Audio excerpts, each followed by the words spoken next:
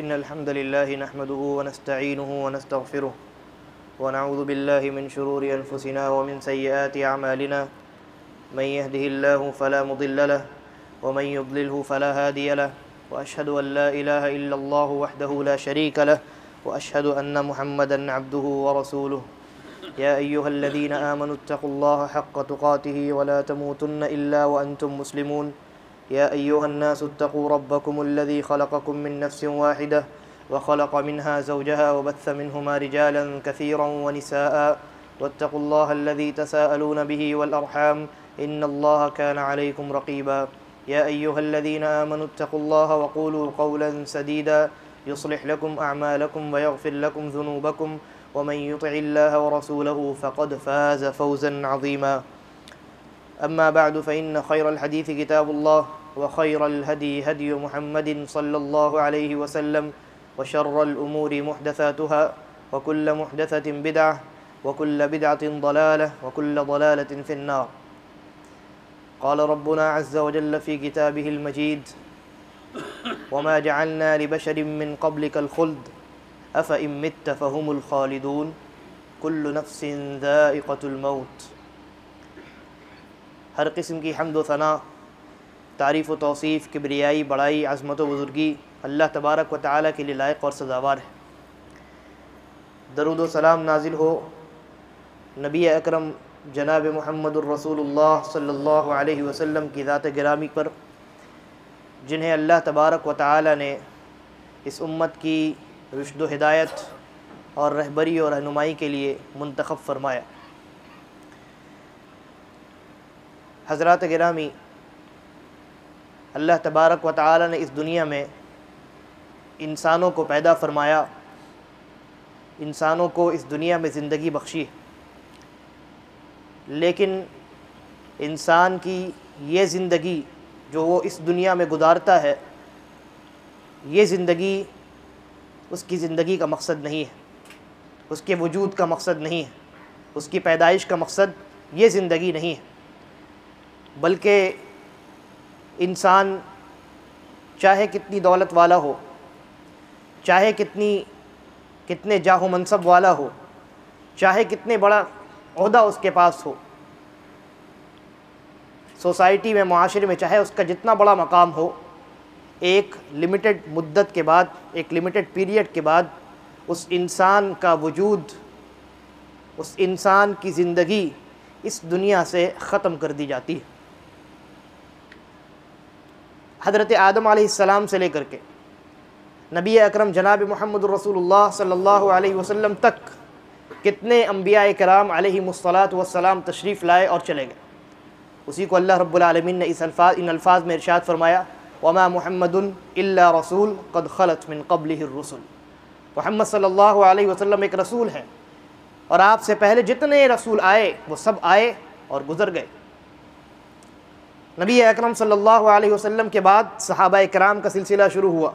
صحابہ کرام 1,00,000 سے زائد کی تعداد میں ہیں، وہ بھی ایک مدت کے بعد اس دنیا سے ختم ہو جاتے ہیں، انہیں بھی موت آ جاتی۔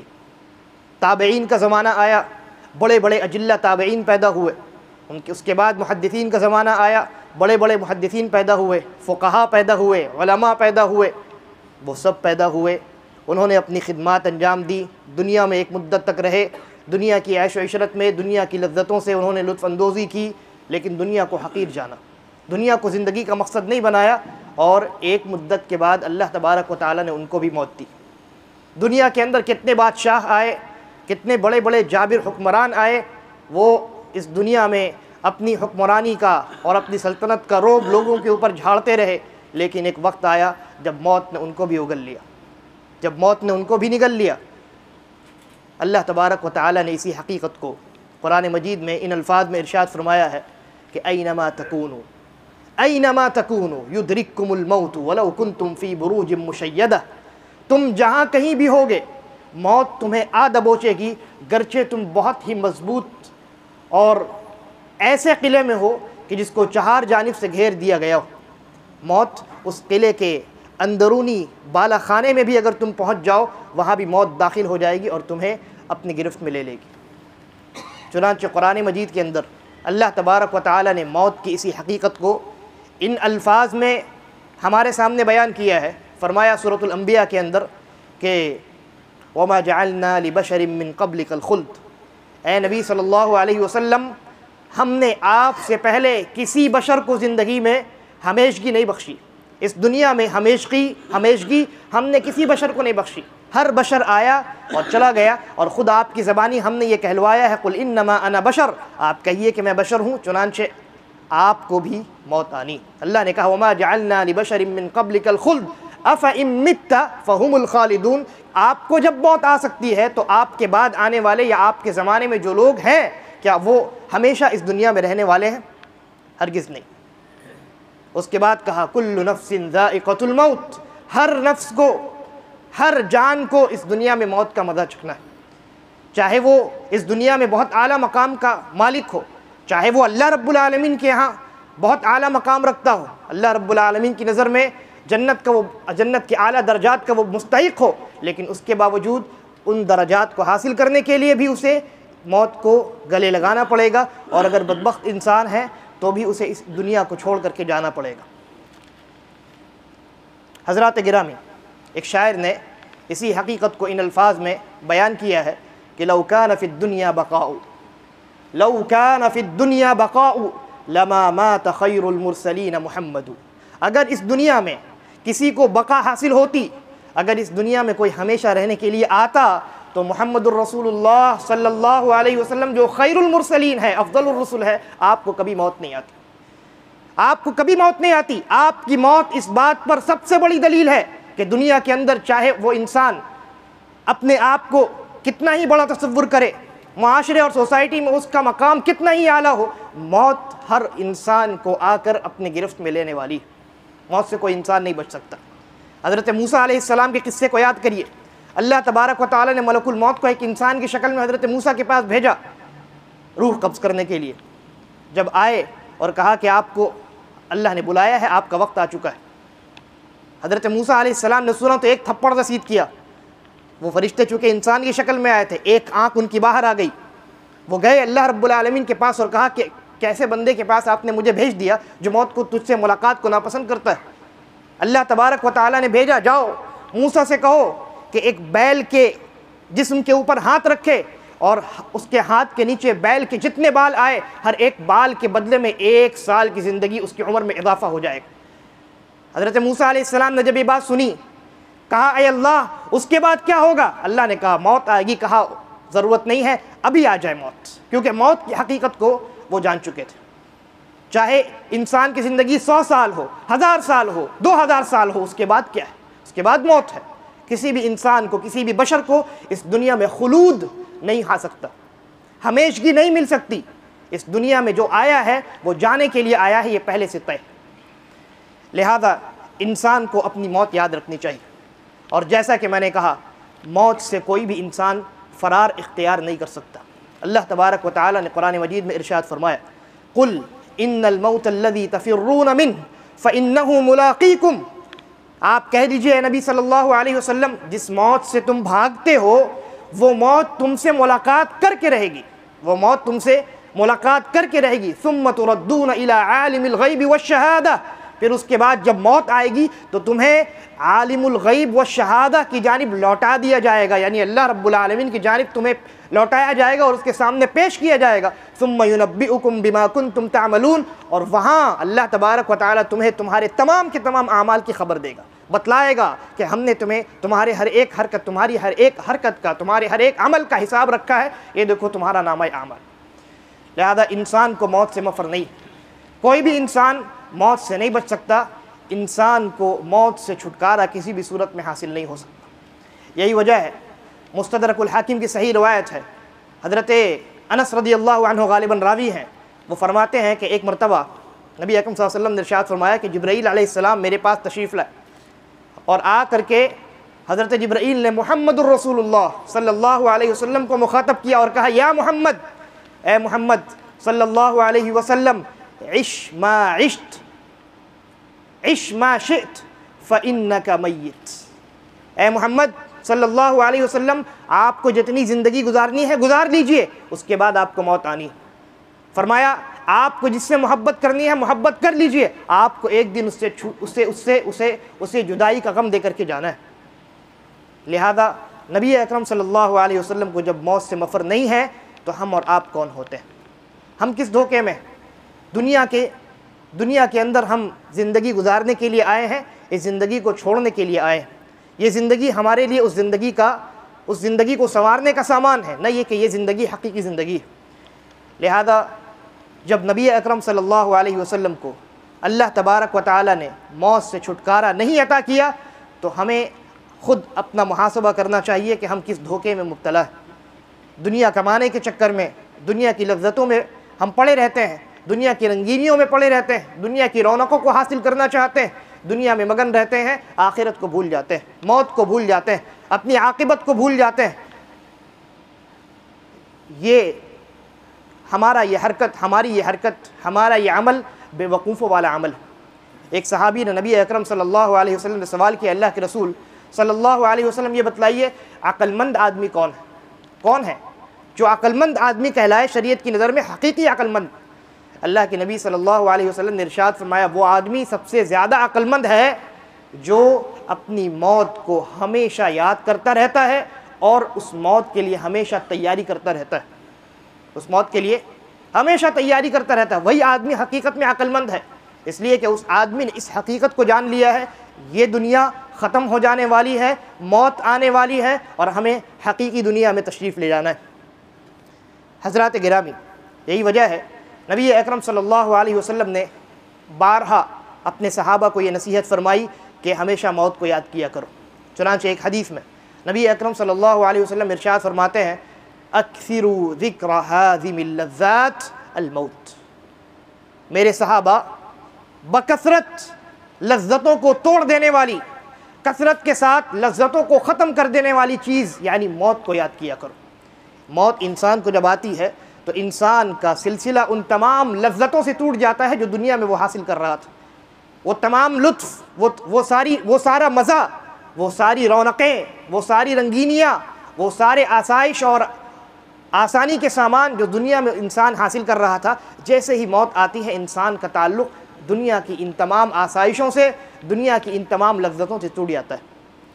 اسی لیے موت کو کیا کہا گیا؟ ہاذم اللذات، یا ایک روایت کے اندر ہے ہادم اللذات، کہ لذتوں کو توڑ دینے والی، لذتوں کو منہدم کر دینے والی موت۔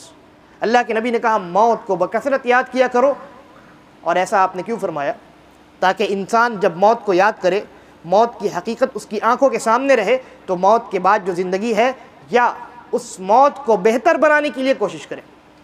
آپ نے وہ حدیث سنی ہوگی حضرت براء ابن عازب رضی اللہ عنہ کی، جو مسند احمد کے اندر مطول موجود ہے، کہ ایک کافر کی موت کیسے ہوتی ہے اور ایک مومن کی موت کیسے ہوتی ہے۔ کافر کی موت جب ہوتی ہے تو انتہائی بدصورت فرشتے آتے ہیں، اللہ کا عذاب لے کر کے نازل ہوتے ہیں اور اس کو بہت ہی برے القاب سے مخاطب کرتے ہیں اور ٹانٹ میں لپیٹ کر کے اس کی روح کو لے جاتے ہیں، پھر آسمان میں جا کر کے اس کو زمین پر دے مارا جاتا ہے۔ بہت ہی برا سلوک ہوتا ہے۔ لیکن وہی مومن کی موت کتنی خوش نصیب موت ہوتی، کتنی بہترین موت ہوتی ہے۔ نبی اکرم صلی اللہ علیہ وسلم نے بیان فرمایا کہ مومن کی موت ایسے ہوتی ہے، روح نکلتی ہے اس کی اتنی آسانی کے ساتھ کہ جس طریقے سے تم ایک بوتل کو اگر اس طریقے سے ترچھا کرو تو پانی اس کے منہ سے کتنی آسانی کے ساتھ نکل جاتا ہے، مومن کی روح اتنی ہی آسانی کے ساتھ نکل جاتی۔ در حقیقت یہ موازنہ کافر کی بنسبت ہے، ورنہ مومن کی موت میں بھی بہت تکلیف ہوتی، مومن کی موت میں بھی بہت تکلیف ہوتی، لیکن کافر کی بنسبت اللہ کے نبی صلی اللہ علیہ وسلم نے مومن کی موت کو کس چیز سے تشبیہ دی؟ آپ نے کہا کہ بوتل کو ترچھا کیا جائے، پانی جتنی آسانی سے نکل جاتا ہے مومن کی روح اتنی ہی آسانی سے نکل جاتی، جبکہ وہ انسان جس نے اپنی موت کے لیے کوئی تیاری نہیں کی اس کی موت بہت تکلیف دہ ہوتی، اتنی تکلیف دہ ہوتی ہے۔ نبی اکرم صلی اللہ علیہ وسلم نے ارشاد فرمایا کہ اس کی روح جب فرشتے نکالتے ہیں تو اس کی روح نہیں نکلنا چاہتی، وہ زمین وہ جسم کے کونے کونے میں گھس جاتی ہے، اس کے بعد فرشتے اس روح کو اتنی شدت کے ساتھ کھینچ کر نکالتے ہیں۔ آپ نے فرمایا اس کی مثال ویسی ہی ہے جیسے ایک سلاخ ہو، ایک لوہے کی چھڑی ہو، اس کے دونوں طرف جو ہے کانٹے نکلے ہوئے ہوں اور ان کانٹوں میں بھیگا ہوا روئی جو ہوتا ہے وہ لپیٹ دیا جائے، کہ اس روئی کو جب آپ نکالیں گے تو کیا ہوگا؟ روئی آسانی سے نکلے گا؟ کانٹوں میں پھنس جائے گا۔ اللہ کے نبی نے کہا کہ کافر کی، منافق کی جب موت آتی ہے، اس کی روح کو جب فرشتے نکالتے ہیں تو وہی تکلیف ہوتی ہے، بالکل وہی منظر ہوتا ہے۔ لہذا اس موت کے لیے ہمیں کوشش کرنی ہے۔ موت کو اگر اچھا بنانا چاہتے ہیں تو اس زندگی کو غنیمت جاننے کی ضرورت ہے۔ حضرات گرامی، یہی وجہ ہے نبی اکرم صلی اللہ علیہ وسلم نے اول اسلام میں مسلمانوں کو زیارت قبور سے منع کر دیا تھا۔ کہا تھا کہ نہیں، قبروں کی زیارت نہ کرو، کسی وجہ سے، کسی حکمت کے تحت۔ لیکن ایک مرتبہ نبی اکرم صلی اللہ علیہ وسلم نے اللہ تبارک و تعالی سے اپنی والدہ محترمہ حضرت آمنہ کی قبر کے پاس جا کر کے ان کے حق میں مغفرت کی دعا کی اجازت مانگی۔ اللہ کے نبی صلی اللہ علیہ وسلم صحابہ کرام کے ساتھ تشریف لے گئے اپنے والدہ کے قبر کے پاس، اور وہاں آپ بیٹھے اور شدت کے ساتھ آپ رونے لگے۔ صحابہ کرام نے دیکھا کہ محمد الرسول اللہ صلی اللہ علیہ وسلم رو رہے ہیں، سارے صحابہ رونے لگے۔ اللہ کے نبی صلی اللہ علیہ وسلم نے اپنے رونے کی وجہ بتلائی، فرمایا کہ تم جانتے ہو میں کیوں رو رہا ہوں؟ میں نے اپنے رب سے اپنے والدہ کے حق میں مغفرت کی دعا کرنے کی اجازت مانگی تھی، میرے رب نے اجازت نہیں دی، میرے رب نے اجازت نہیں دی۔ اس کے بعد میں نے اپنے رب سے اپنی والدہ کی قبر کی زیارت کی اجازت مانگی، میرے رب نے اجازت دی۔ اس کے بعد آپ نے کہا فَزُورُوهَا أو فَزُورُوا الْقُبُورَ فَإِنَّهَا تُذَكِّرُ الْآخِرَةَ، فرمایا کہ قبروں کی زیارت کیا کرو، اس لیے کہ قبر کی زیارت تمہیں آخرت کی یاد دلاتی ہے، موت کے بعد کے تمام مراحل کی یاد دلاتی ہے۔ موت کے بعد انسان کی زندگی شروع ہوتی ہے، اس زندگی کو برزخی زندگی کہتے ہیں۔ جیسے ہی انسان کی موت واقع ہوئی، یہ دنیاوی زندگی ختم ہو گئی، اب اس کے بعد برزخی زندگی کی شروعات ہو گئی۔ اب وہ زندگی یا تو انسان کے لیے انعام ہوگی یا سزا ہوگی۔ انسان اگر نیک ہے تو اس کے اوپر انعامات کا سلسلہ اس کی موت سے شروع ہو جاتا ہے، جیسا کہ نبی اکرم صلی اللہ علیہ وسلم نے ارشاد فرمایا کہ انسان جیسے ہی مرتا ہے قد قامت قیامتہ، اس کی قیامت قائم ہو جاتی ہے۔ یعنی اگر وہ نیک ہے تو اللہ کے انعامات کا سلسلہ شروع ہو جاتا ہے، اور اگر وہ بد ہے، برا ہے، اللہ کی جانب سے سزاؤں کا، عذابوں کا سلسلہ شروع ہو جاتا ہے۔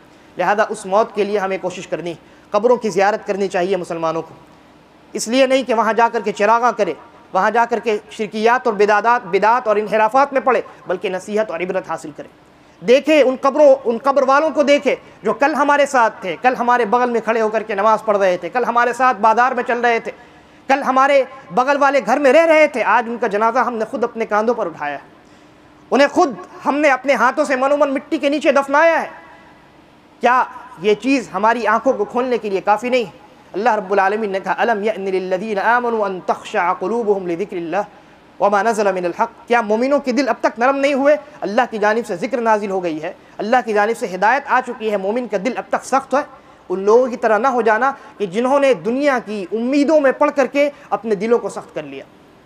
حضرات گرامی، موت کو یاد کرنے کی ضرورت ہے، انسان گاہے بگاہے موت کو یاد کرتا رہے، اور موت کو یاد کرنے کا مطلب یہ ہے کہ موت اور موت کے بعد کے مراحل کو اپنے ذہن میں مستحضر رکھے، حاضر رکھے، ہر وقت اسے اس بات کا یقین ہونا چاہیے، اس حقیقت کا اعتراف ہونا چاہیے کہ ایک دن یہ زندگی، چلتی پھرتی زندگی ختم ہو جانی، اور پھر اس کے بعد ہم برزخی زندگی میں منتقل ہو جائیں گے، اور اس کے ساتھ ساتھ اس زندگی کے لیے جس میں ہمیں داخل ہونا ہے، اس زندگی کے لیے اس زندگی میں اپنے آپ کو تیار کرنا ہے، اور یہ تیاری دو چیزوں سے ہوگی۔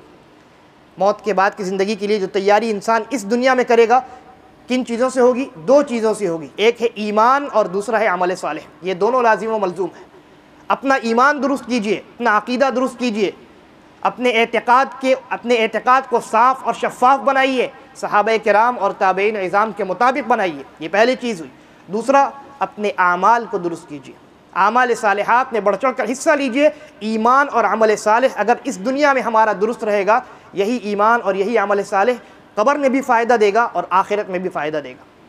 آپ نے وہ حدیث سنی ہوئی، نبی اکرم صلی اللہ علیہ وسلم نے ارشاد فرمایا اذا مات الانسان انقطع عملہ، انسان جب مر جاتا ہے تو اس کے اعمال کا سلسلہ بھی منقطع ہو جاتا ہے، لیکن اس تک چند چیزیں پہنچتی ہیں، تین چیزیں پہنچتی ہیں، تین چیزیں انسان کی وفات کے بعد، موت کے بعد بھی اس کو فائدہ دیتی رہتی ہیں۔ صدقۃ جاریہ او علم ينتفع به او ولد صالح يدعو له، ایک تو یہ کہ صدقہ جاریہ، انسان نے مال خرچ کیا ہے. دیکھیے انسان کے پاس جتنا مال ہے، کروڑوں اربوں روپے کا مالک ہے، لیکن ان کروڑوں اربوں روپے میں سے انسان کا خود اپنا مال اتنا ہی ہے جتنا یا تو اس نے کھا لیا یا تو اس نے اللہ کے راستے میں بھیج دیا. باقی جو مال ہے وہ تو مال اس کے وارثین کا ہے، اس کا نہیں ہے. وہ مر جائے گا، منومن مٹی کے نیچے چلا جائے گا، اس کا مال اوپر زمین پر باقی رہ جائے گا. جو زندہ وارثین ہیں وہ اس سے استفادہ کریں گے. تو ہمارا مال کیا ہوا؟ ہمارا مال تو وہی ہوا جو ہم نے کھا کر کے ختم کر دیا، اور جو اللہ کے پاس بھیج دیا، جس کو اللہ بڑھاتا رہے گا، قیامت کے دن پہاڑ کی شکل میں ہمیں عطا کرے گا. اللہ کے نبی نے کہا صدقۃ جاریہ. سب سے پہلی چیز کیا ہے؟ صدقہ جاریہ. انسان اپنے مال کو اللہ کے ایسے راستے میں خرچ کرے جو راستہ برابر جاری رہے. جیسے مثال کے طور پہ کسی نے مسجد بنوا دی، کسی نے کسی طالب علم کو پڑھوا دیا، عالم بنا دیا، کسی نے قرآن مجید خرید کر کے کسی کو دے دیا، کسی نے کوئی کنواں کھدوا دیا، کسی نے اللہ رب العالمین کے راستے میں کوئی انسان نکلا تھا علم حاصل کرنے کے لیے، شریعت سیکھنے کے لیے، اس کے راستے کو آسان کروا دیا. صدقہ جاریہ کی بہت ساری قسمیں ہیں، بہت سارے راستے ہیں. ان تمام راستوں میں سے کسی بھی راستے میں کسی نے اپنا مال خرچ کیا، اس کا مال برابر اللہ تبارک و تعالی بڑھاتا رہے گا، اور اس کا جو ثواب ہے وہ اس انسان کو پہنچتا رہے گا. دوسری چیز کیا ہے؟ او علم ينتفع به. ایسا علم انسان کسی بندے کو سکھا جائے جس کے ذریعے سے فائدہ اٹھایا جائے. آپ کے پاس جو صحیح عقیدہ ہے، صحیح سنت ہے، اور جو شریعت کا علم ہے، آپ دوسروں تک پہنچائیے. لوگوں کو علم کے راستے سے جوڑتے رہیے. یہ آپ کو موت کے بعد بھی، آپ کے میت ہو جانے کے بعد بھی آپ کو فائدہ دے گا. اور تیسری چیز کیا ہے؟ او ولد صالح يدعو له. بہت ہی بڑی چیز ہے، بہت ہی عظیم چیز ہے. ایسی اولاد آپ چھوڑ کر کے جائیں جو صالح ہو اور وہ آپ کے حق میں دعا کرے. بہت عظیم چیز ہے. آج دیکھیے مسلمانوں کی اولاد کا کیا حال ہے. بے راہ روی کے شکار ہیں. کہاں ہیں، کس راستے میں ہیں، ان کا کیا مقصد ہے زندگی کا، کچھ نہیں معلوم. مارے گلیوں میں پھرتے نظر آتے ہیں. کوئی کسی ایکٹر کی نقل کر رہا ہے، کوئی کسی اسپورٹس مین کی نقل کر رہا ہے، دنیا میں مشغول ہے. ہم نے اپنی اولاد کی تربیت ہی نہیں کی ہے. ویسے باپ کا انتقال ہوتا ہے، بیٹا اس لائق نہیں ہوتا کہ باپ کے جنازے کو پڑھا سکے، اس لائق بھی نہیں ہوتا کہ باپ کے جنازے میں پیچھے کھڑے ہو کر کے جنازے کی نماز صحیح طریقے سے پڑھ سکے. یہ ہے حال ہمارا. ہم مر جائیں گے، ہمارے اعمال ختم ہو جائیں گے، ہمیں مرنے کے بعد فائدہ دینے والا کوئی نہیں بچے. لہذا اگر موت کے بعد کی زندگی کو سدھارنا ہے، اپنی اولاد کو درست کیجیے، اپنی اولاد کی صحیح اور شرعی اور دینی تربیت کیجیے. اللہ کے نبی نے کہا او ولد صالح. ایسی نیک اولاد انسان چھوڑ کر کے مرے جو اپنے والدین کے لیے کیا کرے؟ دعا کرے، مغفرت کی دعا کرے. نبی اکرم صلی اللہ علیہ وسلم نے ارشاد فرمایا، سنن ابن ماجہ کی صحیح روایت ہے، ایک آدمی آئے گا قیامت کے دن اور وہ دیکھے گا کہ نیکیوں کا ایک بہت بڑا پہاڑ ہے. وہ اپنے رب سے پوچھے گا کہ ربی انا لی ھذا، یہ کہاں سے آ گیا؟ میں تو دنیا میں بہت کم عمل کر کے تیرے پاس آیا تھا، اتنا بڑا اجر و ثواب کا پہاڑ کہاں سے آ گیا؟ اللہ رب العالمین خبر دے گا کہ تو نے اولاد چھوڑی تھی، ان اولادوں نے تیرے حق میں دعائے مغفرت اس قدر کی ہے کہ تیری مغفرت بھی کر دی گئی اور تیرے درجات بھی بلند کر دیے گئے، اور یہ جو نیکی تو دیکھ رہا ہے یہ اسی مغفرت کا ثمرہ ہے. لہذا اولاد کی تربیت کیجیے.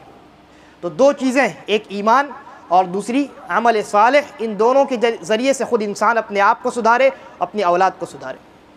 یہ جو موت ہے انسان کو کبھی بھی آ سکتی ہے، کسی بھی لمحے آ سکتی ہے. آپ جتنے چست تندرست رہیں، بہت ہیلدی رہیں، اس بات کی گارنٹی نہیں ہے کہ موت آپ کو نہیں چھوئے گی. ابھی حال ہی میں چند ایام قبل عالم اسلام کے بہت بڑے محقق فضیلت الشیخ محمد عزیر شمس رحمہ اللہ رحمۃ واسعہ، ان کا انتقال ہوا. ان کے ساتھی کہتے ہیں کہ ہم تمام لوگوں میں، ہمارا جو بیچ تھا ان میں سب سے زیادہ فٹ، تندرست اور صحت مند یہ شیخ محمد عزیر شمس رحمہ اللہ تھے. لیکن ان کی وفات کیسے ہوئی؟ عشاء کی نماز سے پہلے مکہ مکرمہ میں رہتے تھے. شیخ بہت بڑے محقق تھے، شیخ الاسلام ابن تیمیہ اور ابن القیم رحمہم اللہ کی کتابیں جو دنیا کے کونوں کونوں میں موجود تھیں، اور دور دراز علاقوں میں لائبریریوں میں وہ پڑھی ہوئی تھی، ہاتھ کی لکھی ہوئی کتابیں جس کو آج ہم پڑھ بھی نہیں سکتے. انہوں نے سفر کیا، جمع کیا، ان کو پڑھا، تحقیق کی، چھاپا. وہ محقق تھے. چنانچہ ان کا انتقال ہوا. کیسے انتقال ہوا؟ مکہ مکرمہ میں نئے طلبہ کا داخلہ ہوا مکہ مکرمہ میں پڑھنے کے لیے. ہندوستان سے تشریف لے گئے نئے طلبہ. چنانچہ انہوں نے وقت لیا، شیخ محمد عزیر شمس کے پاس گئے. مغرب کے بعد کا وقت تھا. وہ بیٹھے، شیخ نے ان کو نصیحت کی کہ طالب علم کے راستے میں لگے ہو، بہت مشکل راستہ ہے. نصیحت کرنے لگے نصیحت کرتے کرتے عشاء کا وقت ہو گیا، عشاء کی اذان ہوئی، سارے لوگ بیٹھے، نصیحت کا ماحول ہے، اذان ہوتی ہے، شیخ اور تمام طلبہ اٹھتے ہیں کہ اب نماز کو جانا ہے۔ تمام طلبہ اٹھے، لیکن شیخ جیسے ہی اٹھے فوراً گر پڑے۔ موت وقت موعود، مقررہ وقت آ پہنچا تھا، کوئی بیماری نہیں، کوئی تکلیف نہیں، اچانک شیخ گرے، ہاتھ پیر ڈھیلے پڑ گئے، ڈاکٹرز کو بلایا گیا، ڈاکٹر نے کہا انتقل الی رحمت اللہ، انتقال ہو گیا۔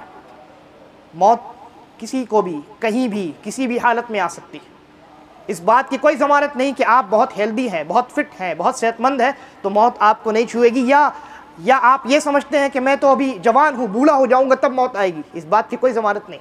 ذرا معاشرے میں نظر اٹھا کر کے دیکھیے کتنے نوجوان حضرات چلے گئے، کوئی بیماری نہیں تھی، کل ہمارے ساتھ تھے، رات میں خبر آتی ہے ایکسیڈنٹ ہو گیا، انتقال ہو گیا، صبح خبر آتی ہے ہارٹ اٹیک ہو گیا، انتقال ہو گیا، قلب دل بند ہو گیا، انسان موت کے آغوش میں چلا گیا۔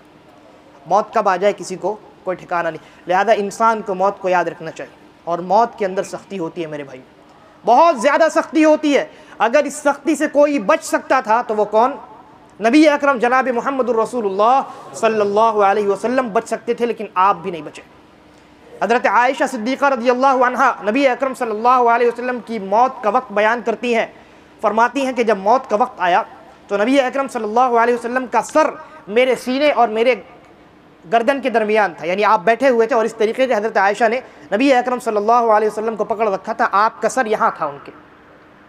فرماتی ہیں جب موت کا وقت قریب آیا تو نبی اکرم صلی اللہ علیہ وسلم نے کہا لا الہ الا اللہ ان للموت لسکرات، اللہ کے علاوہ کوئی معبود برحق نہیں، یقیناً یقیناً یقیناً موت میں بہت ساری سختیاں ہوتی ہیں، موت میں بہت تکلیف ہوتی ہے، بہت شدت ہوتی ہے۔